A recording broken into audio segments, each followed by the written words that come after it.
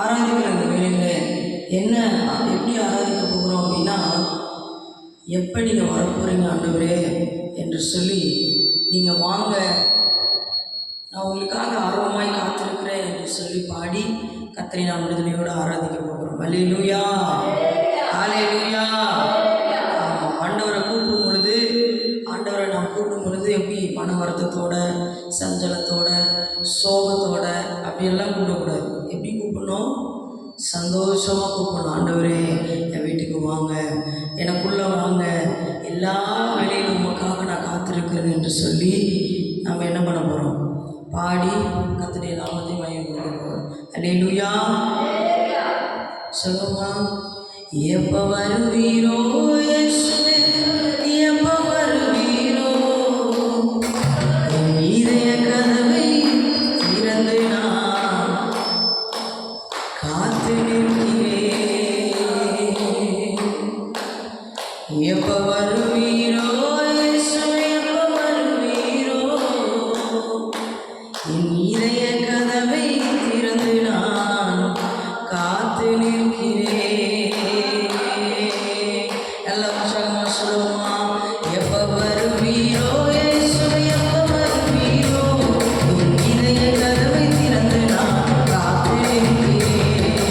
எப்போ வருவீரோ இயேசுவே, எப்போ வருவீரோ, என் இதய கதவை திறந்து நான் காத்து நிற்கிறேன். இயேசையா, இயேசையா, எப்போ வருவீரோ என்று சொல்லுயா. இயேசையா, இயேசையா, எப்போ வருவீரோ என்று சொல்லுயா.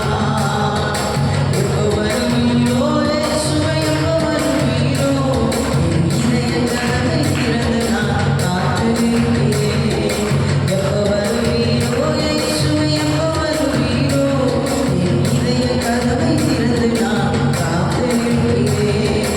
காலையிலே, மதியானத்திலே, இரவிலே, நடுஜாமத்திலே.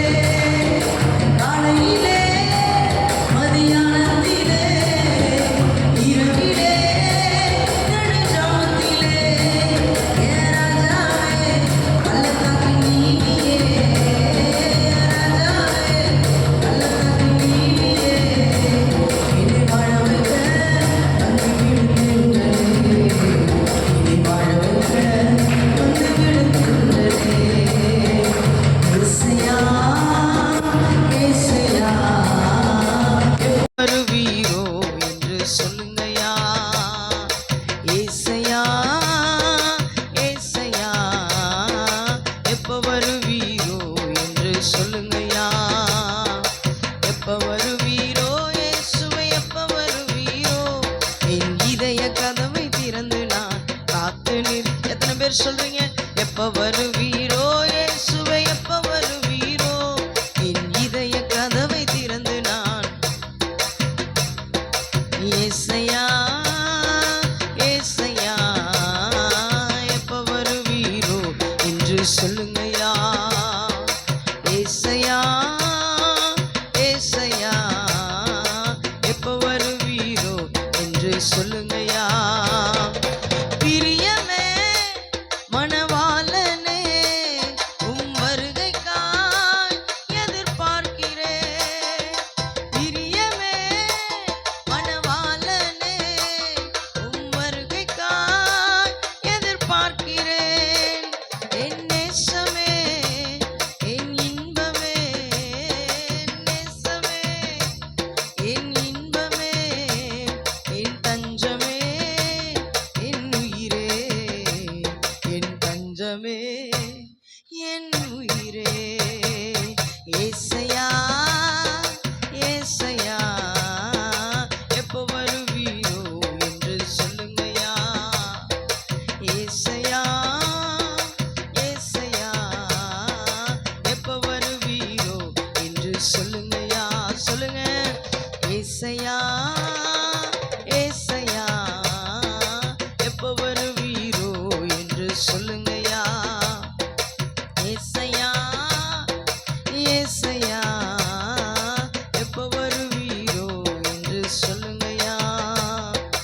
எப்ப வருவீரோ இயேசுவே எப்ப வருவீரோ என் இதய கதவை திறந்து நான் காத்து நிற்கிறேன். சொல்லுங்க எப்ப வருவீரோ இயேசுவே.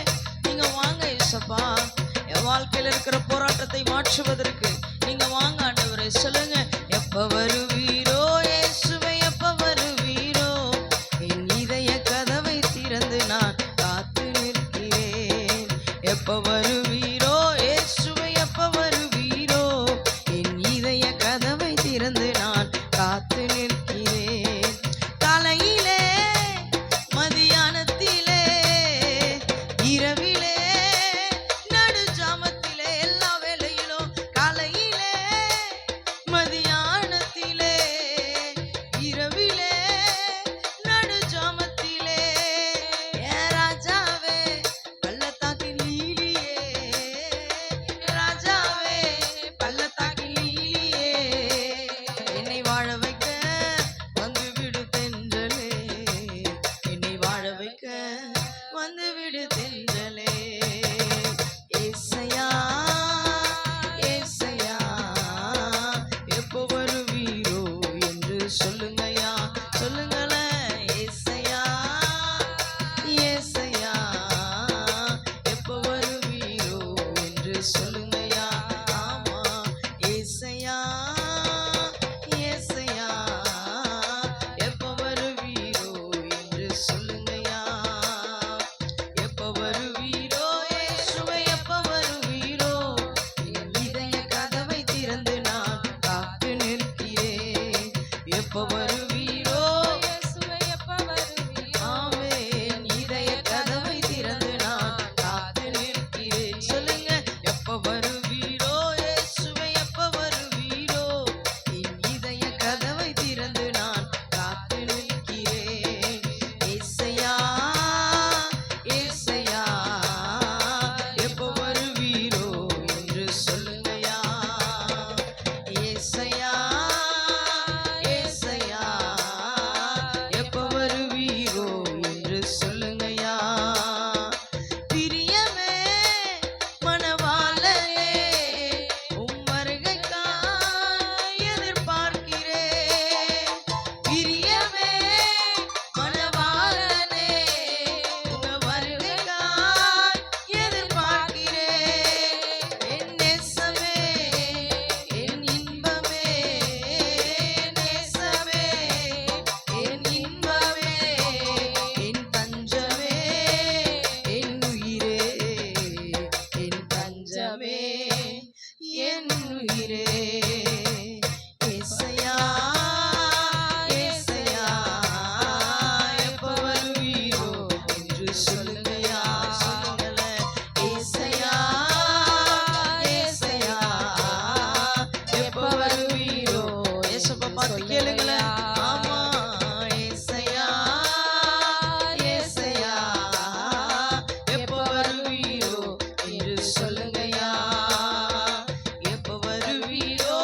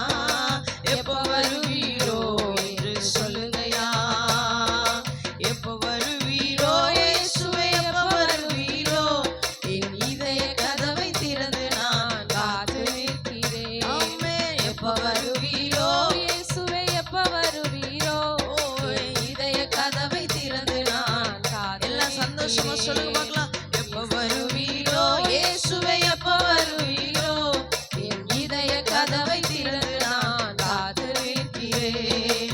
எப்ப வருவீரோ இயேசுவே, எப்ப வருவீரோ, என் இதய கதவை திறந்து நான் காத்திருக்கிறேன். ஏசையா ஏசையா, எப்ப வருவீரோ என்று சொல்லுங்கயா. ஏசையா ஏசையா, எப்ப வருவீரோ என்று சொல்லுங்கயா. சொல்லுங்கயா. ஏசையா ஏசையா, எப்ப வருவீரோ என்று சொல்லுங்கயா. ஆமென். ஏசையா. ஏசப்பா பார்த்து சொல்லுவோமா, நீங்க எப்ப வந்து ஆண்டவரே என்னுடைய வாழ்க்கையில இருக்கிற எல்லா போராட்டங்களையும் மாற்ற போறீங்க ஆண்டவரே. உங்க வருகைக்காக நாங்க காத்திருக்கிறோம்ப்பா. எங்கள் இதய கதவை திறந்து காத்திருக்கிறோம் ஆண்டவரே. நீங்க வந்து என்னுடைய வாழ்க்கையில இருக்கிற எல்லா காரியங்களையும் மாற்றுங்க. இந்த அதிகாலை வேளையில உம்மை நோக்கி கூப்பிடும் பொழுது எல்லா விதமான பிரச்சனைகள், எல்லா விதமான வியாதிகள், எல்லா விதமான வேதனைகள் எங்கள் வாழ்க்கையை விட்டு மறைந்து போகட்டும் ஆண்டவரே. எங்கள் வீட்டை விட்டு மறைந்து போகட்டும் ஆண்டவரே. ஹalleluya. ஆமென். நீங்க வரணுமே. ஆமென் ஆமென். ஏசையா ஏசையா, எப்ப வருவீரோ என்று சொல்லுங்கயா. ஏசையா ஏசையா, எப்ப வருவீரோ என்று சொல்லுங்கயா. எப்ப வருவீரோ இயேசுவே, எப்ப வருவீரோ, என் இதய கதவை திறந்து நான் காத்திருக்கிறேன்.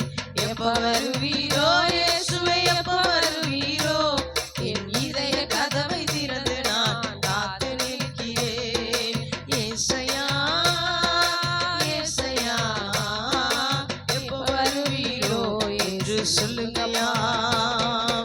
ஏசையா ஏசையா, எப்ப வருவீரோ என்று சொல்லுங்கயா. ஏசையா ஏசையா, எப்ப வருவீரோ என்று சொல்லுங்கய்யா. ஆமாண்டவர், நீங்க வரணும் ஏசப்பா. எங்க வாழ்க்கையில நீங்க வரணும், எங்க வீட்டிற்குள்ள நீங்க வரணும், எங்களுடைய எல்லா காரியங்களுக்குள்ள நீங்க வரணும் ஆண்டவரே. நீர் வந்து உங்களுடைய கிரியைகளை நடப்பிக்கணுமே.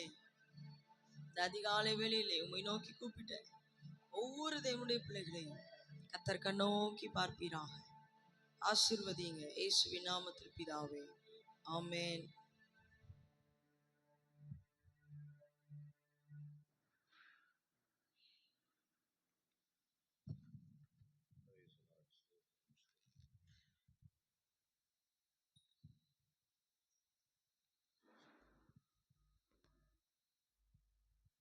ஹல்லேலூயா ஹல்லேலூயா, பிரைஸ் காட். கர்த்தர் இந்த கால வேளையிலே நம்மை ஆசீர்வதித்து கனப்படுத்துவாராக. நாம் தேவ சமூகத்திலே ஒவ்வொரு நாளும் கடந்து வரும்போது கர்த்தர் நம் மத்தியிலே பெரிய பெரிய காரியங்களை செய்கிறார். ஹல்லேலூயா ஹல்லேலூயா. ஆகவே ஆண்டவருடைய நாமத்தை மகிமைப்படுத்துவோம். ஸ்தோத்திரம். இப்பொழுதும் சில வசனங்களை வாசித்து கர்த்தரை மகிமைப்படுத்தலாம். நீங்கள் படிக்கலாம். 1 சாமுவேல் 1ஆம் அதிகாரம் 2ஆம் வசனத்தை படிங்க பார்க்கலாம். 1 சாமுவேல்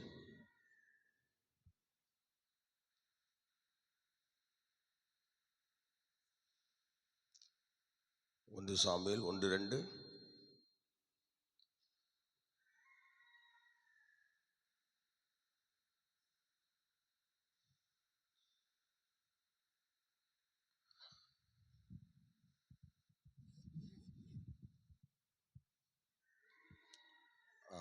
போதும், நானே வாசிச்சுக்கிறேன். நான் இது எப்ராயிம் மலை தேசத்தில் இருக்கிற சோப்பீம் எனப்பட்ட ராமதாயின் ஊரானாகிய ஒரு மனுஷன் இருந்தான். அவனுக்கு எல்கானா என்று பேர். அவன் எப்ராயிமினாகிய சூப்புக்கு பிறந்த தோகுவின் குமாரனாகிய எலிகூவின் மகனான எரோகாமின் புத்திரன். அவனுக்கு 2 மனைவிகள் இருந்தார்கள். ஒருத்தி பேர் அன்னாள், மற்றவள் பேர் பெண்ணினாள். போதும். அல்லேலூயா. சரி, இந்த எல்கானா என்கிற ஒரு மனுஷன் இருந்தான். ஸ்தோத்திரம். அவன் ஒரு லேவி கோத்திரத்தை சேர்ந்த ஒரு நல்ல ஆசாரியன் வகுப்பிலே வந்த ஒரு எல்கானா. நீங்கள் 1 நாளாகமும் 6ஆம் அதிகாரம் 37வது வசனம் படிங்க பார்க்கலாம். 1 நாளாகமும் 6ஆம் அதிகாரம் 37வது வசனத்தை படிங்கள். அவர்கள் சிறைப்பட்டு போன தேசத்திலே தங்களில் உணர்வடைந்து மனம் திரும்பி, நாங்கள் பாவம் செய்து அக்கிரமம் பண்ணி துன்மார்க்கமாய் நடந்தோம் என்று தங்கள் சிறையிருப்பான தேசத்திலே உம்மை நோக்கி கெஞ்சி. இவங்க சொல்கிறாங்க, பாவம் செய்து உங்களுக்கு முன்னாடி அக்கிரமெல்லாம் நடப்பித்தோம் அப்படிலாம் சொல்கிறாங்க. இவங்க சொல்கிறது யாருன்னா லேவி கோத்திரத்தை சார்ந்தவர்கள் தான் இப்போ சொல்கிறாங்க. இன்னொரு முறை படிங்க பார்க்கலாம். தப்பாக படிச்சிட்டிங்கன்னு நினைக்கிறேன். 1 நாளாகமும் 6ஆம் அதிகாரம் 37வது வசனம். காலையில் கொஞ்சம் அறிவு வரது சிரமம்தான்.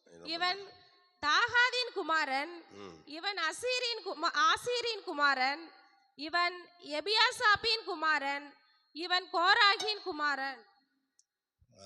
இவங்க கோராகின் வம்சத்தில் வந்த எல்கானா. நல்லா கவனிக்கணும்.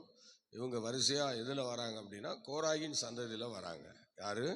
கோராகின் சந்ததியில் வரக்கூடியவர்கள் தான் யார்? இந்த எல்கானா. எல்கானா என்று சொல்லுகிறது. கோராகு யார் அப்படின்னு கேட்டிங்கன்னா அவன் லேவி கோத்திரத்தை சார்ந்தவன். லேவி கோத்திரத்தை சார்ந்தவன் அவன் இப்போ இன்னும் ஒரு வசனம் படிங்க. எண்ணாகமத்தின் புஸ்தகம் 16ஆம் அதிகாரம் 1-4 படிங்க பார்க்கலாம். எண்ணாகமம் 16ஆம் அதிகாரம். நல்ல வசனத்தை கரெக்டாக எடுங்க. ஸ்தோத்திரம். எண்ணாகமத்தின் புஸ்தகம் 16ஆம் அதிகாரம் 1-1 படிங்க. லேவிக்கு பிறந்த கோகாத்தின் குமாரனாகிய இத்சேயாரின் மகன் கோராகு என்பவன் ரூபன் வம்சத்தில் உள்ள எலியாபின் குமாரராகிய தாத்தானையும் அபிராமையும் பேலேத்தின் குமாரனாகிய ஓனையும் கூட்டிக் கொண்டு இஸ்ரவேல் புத்திரரில் சபைக்கு தலைவர்களும் சங்கத்துக்கு அழைக்கப்பட்டவர்களும் பிரபலமானவர்களும் ஆகிய 250 பேர்களோடும் கூட மோசேக்கு முன்பாக எழும்பி மோசேக்கும் ஆரோனுக்கும் விரோதமாக கூட்டங்கூடி அவர்களை நோக்கி, நீங்கள் மிஞ்சி போகிறீர்கள். சபையார் எல்லாரும் பரிசுத்தமானவர்கள். கர்த்தர் அவர்கள் நடுவில் இருக்கிறாரே. இப்படி இருக்க கர்த்தருடைய சபைக்கு மேலாக உங்களை ஏன் உயர்த்துகிறீர்கள் என்றார்கள். மோசே அதை கேட்டபோது முகங்குப்புற விழுந்தான். பின்பு அவன் கோராகையும் அவனுடைய எல்லா கூட்டத்தாரையும் நோக்கி, நாளைக்கு கர்த்தர் தம்முடையவன் இன்னான் என்றும் தம் அண்டையிலே சேர தாம் கட்டளையிட்ட பரிசுத்தவான் இன்னான் என்றும் காண்பிப்பார். அப்பொழுது எவனை தெரிந்து கொள்வாரோ அவனை தம்மிடத்தில் சேர கட்டளையிடுவார். போதும். இப்பொழுது நம்ம பார்க்கிறோம், மோசேக்கு சித்தப்பா என்கிற ஒரு நிலைமையில அவர் வேணும். அம்ராம். படிங்க பார்க்கலாம். 16ஆம் வசனம் 1 படிங்க. 16ஆம் அதிகாரம் 1. கோகாத்தின் குமாரனாகிய இத்சேயாரின் மகன் கோராகு என்பவன் ரூபன் வம்சத்தில் உள்ள. இப்போ இவர் மோசேக்கு உறவின் முறையில் வந்துட்டார். அடுத்தது ரூபன் கோத்திரத்தில் ஒரு கூட்டத்தை எடுத்துக்கிறார். ரூபன் கோத்திரத்தில் ஒரு சிலரை அவரோடு சேர்த்துக்கிறார். கோராகு சேர்த்துக்கிறார். அடுத்து ரூபன் கோத்திரம். அடுத்தது இன்னொரு கோத்திரம். படிங்க. எலியாபின் குமாரனாகிய தாத்தானையும் அபிராமையும் பேலேத்தின் குமாரனாகிய ஓனையும் கூட்டிக் கொண்டு. பாருங்க, இப்படி 4 கோத்திரத்தில் இணைக்கப்பட்டிருந்த 4 பேரையும் சேர்த்துக்கிட்டு இவர் என்ன பண்ணுறாரு, பயங்கரமாக அங்கே மோசேக்கும் சபையாருக்கும் விரோதமாக போராட்டம் பண்ணுறாரு, கலகம் பண்ணுறாங்க இந்த கூட்டத்தார். நல்லா கவனிக்கணும். இப்படிப்பட்ட ஒரு மோசையோட நெருங்கிய உறவின் முறை. அப்படிப்பட்ட நிலைமையில இருக்கிற இவங்க எப்படி இருக்கணும் பாருங்க. ஆனா மோசே மேல பொறாமை கொண்டு அவளுக்கு விரோதமாக எழும்பி இன்றைக்கு அந்த சபையாருக்கு முன்னாடி கலகத்தை ஏற்படுத்தி பயங்கரமான பிரச்சனையில் ஈடுபட்டவர்கள். ஆனால் இங்க பார்த்தீங்கன்னா அந்த 4 பேரும் ஒரு கூட்டணியாக சேர்ந்து சில காரியங்களை ஆண்டவருக்கு விரோதமாக அங்கே பண்ணாங்க. ஆனால் அந்த 4 பேரும் சாதாரணமானவங்க இல்லை, எப்போதும் ஒரு கலகத்தை ஏற்படுத்திகிட்டே இருப்பாங்க. சோதனை இப்போ யாராவது ஏதோ ஒரு ஸ்தாபனத்திலேயோ அல்லது ஒரு வேலை செய்கிற ஒரு யூனியன் மாதிரி உள்ள ஒரு இடத்துலையோ பார்த்தீங்கன்னா ஒருத்தர் தனிப்பட்ட விதத்தில் யாரும் பேச மாட்டாங்க, எல்லாம் சேர்ந்துக்குவாங்க. ஒரு ஆள் பேச ஆரம்பிச்சாச்சுன்னா ஆமாம் போடுறதுக்கு கொஞ்சம் பேர் சேர்ந்துக்குவாங்க.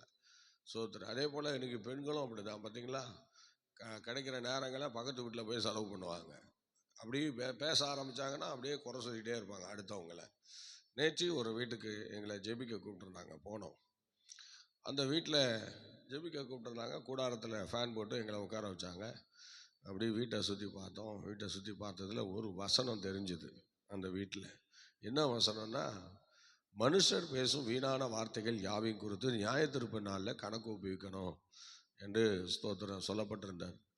இந்த வசனம் எல்லா இடங்களிலும் இருந்தால் ரொம்ப நல்லா இருக்கும். இப்போல்லாம் யாருக்கு வசனத்துக்கு மதிப்பு கொடுக்குறான்றீங்க? அப்படி வசனம் போட்டிருந்தா கூட குறை சொல்கிறவன் குறை சொல்லிகிட்டே இருப்பான். ஏன்னு கேட்டால் அவனுக்கு அது ஒரு வியாதி. அந்த வியாதி அவங்கள விட்டு வெளியே போகிறது ரொம்ப சிரமம். அதனால் அந்த வியாதியில் மாட்டினவர்கள் எப்போதும் அவங்க குறை சொல்லிட்டு தான் இருப்பாங்க. அந்த கோராகு புத்தி அவங்களுக்கு அப்படியே தான் இருக்கும். அந்த கோராகு எப்போதும் அவன் வாழ்நாட்களில் அவன் செய்த முழுசாக ஒரு காரியம் என்னன்னா, மோசைக்கு விரோதமாக சபையாருக்கு விரோதமாக கலகம் பண்ணி குறை சொல்லிகிட்டே இருக்கிறது தான் அவனுடைய வேலை. அவன் வேலையை அவன் சிறப்பாக செஞ்சதுனால அவன் சந்ததியே பாதிக்கப்பட்டது பாருங்க.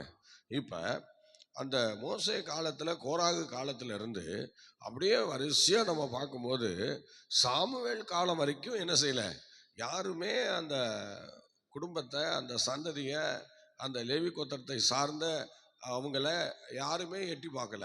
அவங்க ஒரு வகுப்பை லேவி கோத்திரத்தை சார்ந்தவர்களாக இருந்தாலும் அவங்க ஒரு தனிப்பட்ட நிலைமையில, அவங்க ஒரு ஒதுக்கப்பட்ட நிலையிலே அந்த அவங்களுடைய ஃபேமிலிஸ் எல்லாம் அப்படியே ஒன்றா அப்படியே வைத்திருந்து ஆண்டவர் எந்த விஷயத்துலையும் அவங்கள தலையிடாமாக்கிட்டாரு. சாமுவேல் காலம் வரைக்கும், எல்கானா அந்த காலம் வரைக்கும் யாருமே லேவி கோத்திரத்தில் இணைந்து வேலை செய்யலை, அந்த பிரதிஷ்டையோடு ஆசாரிய ஊழியம் செய்யலை. அடுத்தது கானானுக்கு அழைச்சிட்டு போகும்போது யோசுவா பங்கிட்டார் பார்த்தீங்களா, இந்த கோத்திரங்களுக்கு அவங்க பங்கும் கொடுக்கல. பார்த்தீங்களா, இவங்களுக்கு பங்கும் கொடுக்கல, இவங்க பிள்ளைகளுக்கு பங்கும் கொடுக்கல. ஆக மொத்தத்தில் தேவனுடைய ஒரு சாபம், ஒரு எரிச்சல், தேவனுடைய கோபம் அவங்களுக்கு விரோதமாக அவ்வளோ வருஷங்கள் காணப்பட்டிருக்கிறது. ஆனால் இந்த கோபத்தை யார் மூலமாக ஆண்டவர் மாற்றுகிறார் பாருங்க. இந்த அருமையான அண்ணா